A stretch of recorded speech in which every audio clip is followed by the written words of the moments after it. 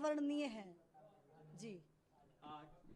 कोशिशें काफी रही होंगी, संघर्ष काफी रहा होगा। कितने वर्षों का ये संघर्ष? हमारा संघर्ष तो जब से मनु पैदा हुई थी तब से हमारा तो माँ बेटी का संघर्ष चल ही रहा है। कभी ससुराल में लड़ाई लड़के आगे बढ़ी हूँ, कभी कहीं जाती हूँ, ये मत करो वो मत करो। तो वो एक बोलते हैं कि औरत जब उठती है तो उसको गिराने वाले बहुत मिलते हैं, लेकिन भगवान का साथ रहा है मेरे साथ में। तो ससुराल में गिराने की कोशिश तो बहुत करी थी, बट मैं पीछे मुड़ के मैंने देखा ही नहीं। मैं आगे निकलती चली गई और आज यहाँ खड़ी हूँ मैं निकल के। मनु ने कितने समय से ये तैयारी कर रही थी जब तक ये सफलता मिली जी, मनु कितने समय से तैयारियां कर रही थी? मनु के टोक्यो के बाद में तो लगातार ही तैयारी है। टोक्यो के बाद में लगातार तैयारी है, तैयारी में कोई कमी नहीं है, क्योंकि मैं जहाँ भी मनु जाती है मैं मनु के साथ रहती हूँ। तो मैं हर पल उसका मैं देखती हूँ कि अब क्या कर रही है। तो मैं उसका स्पेशली खाने का ध्यान रखती हूँ कि इतना मेहनत करेगी, 12-12 घंटे खड़ी होकर शूटिंग करेगी, तो खाने में मुझे इसको क्या देना, मेरा यही रहता है उसके साथ। हमने देखा टोक्यो ओलंपिक में भी देखा कि पिस्टल खराब हो गई थी, हाँ। कारणवश नहीं जीत पाए थे। क्या आपने मैसेज देने की कोशिश की थी बच्ची को? इसके नहीं, साथ मैं कोई मैसेज नहीं देती, कि मुझे पता है कि मेरी बेटी ने बहुत बड़ी मेहनत करी, बहुत कड़ी मेहनत करी है। हर एक बच्चे ने मेहनत करी है। जितने भी हमारे भारत के एथलीट गए हुए वहाँ पे, वो सब कड़ी मेहनत करके तो वहाँ पे गए हैं। तो उन सभी के लिए मेरी दुआएं और आशीर्वाद हैं कि हमारे देश के सारे बच्चे खुश होकर अपने अपने घर आए। मेरी सभी के लिए दिल से यही प्रार्थना और कामना है भी कोई भी बच्चा उदास ना हो बस। अब देखा जा रहा क्योंकि है जब एक बच्चा उदास होता है ना, उसकी माँ का दिल सबसे पहले टूटता है। तो मैं किसी बच्चे को उदास नहीं दे सकती। तो सब बच्चे खुशहाली से अपने अपने घर आए और अपने परिवार के साथ समय बिताएं जी। देखा जा रहा है लड़कियां भी लगातार एक के बाद एक जी मेडल जीत रही हैं और इतिहास रचा है मनु ने। जी। कितनी तैयारियां थी, इसके साथ ही क्या मैसेज समाज को तैयारी देना तो चाहेंगे? देखो, तैयारी तो बहुत ज्यादा थी। 10-10 घंटे 12-12 घंटे खड़ी होके वो घर में न रह के, उसका जो घर था वो एक शूटिंग रेंज था।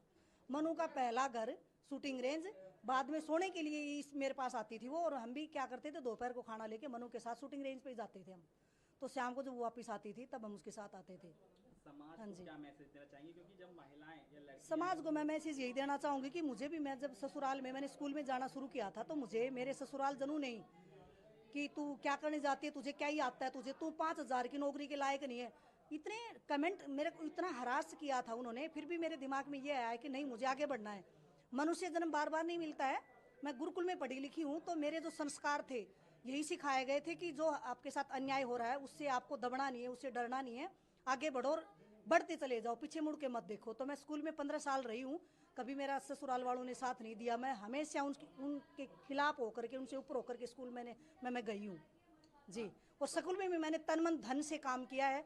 और मेरा अभी यही रुझान है, या तो मुझे सरकारी नौकरी मिले, क्योंकि मुझे बच्चों के साथ में बच्चों को पढ़ाना बड़ा पसंद है, और एक या तो मुझे सरकारी नौकरी मिले या फिर मैं योगा में कुछ करूं, क्योंकि योग भी हमें, जैसे गुरुकुल में थी तो मुझे बहुत योग आते हैं, तो मैं योग से जुड़ूंगी, या फिर मैं अपने स्कूल में वापस जा करके मेरे बच्चों के भविष्य को बनाऊंगी। मेरा यही अभी आगे का जो मेरा मकसद है वो जी। समाज में कई परिवार ऐसे होते समाज में ये होता कि आज भी हमारे ग्रामीण अंचल में महिलाओं को तुच्छ दृष्टि से ही देखते हैं कि ये तो पैर की जूती है। क्योंकि मैं वो सब सहन करके आई हूँ, तो मैं चाहती हूँ कि मैं उन एक हर महिला और बेटी के साथ खड़ी रहूं, जो वो अपने मुकाम को हासिल करना चाहती हैं, जो बाहर निकलना चाहती है। तो मैं उनका दिल से, मन से उनके साथ में जुड़ूं और उनका आगे बढ़ाने में उनका साथ दूं। ये मेरा जी जी। कई परिवार ऐसे भी होते हैं जो कहते हैं बच्चों मनु को के खेल साथ क्या में रखा है। मनु के साथ में बहुत सी लड़कियां थी जो मनु से आगे थी शूटिंग में। तो मनु जैसे मैं हमेशा हर पल मनु के साथ खड़ी रही हूँ, बट मनु के जो फ्रेंड सर्कल था, जो शूटिंग करती थी, किसी भी पेरेंट्स उन बच्चों का साथ नहीं दिया, और वो बच्चे एक समय वहीं पे रह गए, वो आगे नहीं बढ़ पाए जिंदगी में।